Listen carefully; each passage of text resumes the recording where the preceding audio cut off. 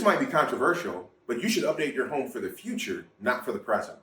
The first thing on our list is EV chargers. Now, with most manufacturers begin making EV vehicles, you may want to update your home to have an EV charger.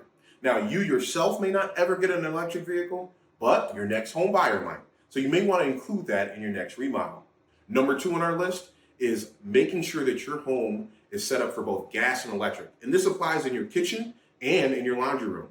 Now, maybe your home is set up for gas right now, but in the future, you may want to purchase an electric appliance. So during your remodel, this is the perfect opportunity to do it. And then it also gives you options when you do purchase your appliances. And third on our list is the option to upgrade your outlets. Now, a lot of outlets, of course, you have your electric there, but you can also add an outlet for USB-C. It's convenient. Now you no longer need a charging brick when you're charging your smart devices, and it's the perfect opportunity, once again, to do it during your home remodel. Want more tips for remodeling for the future? Well, like, follow, and share for more. Stay tuned for part 2 of this video.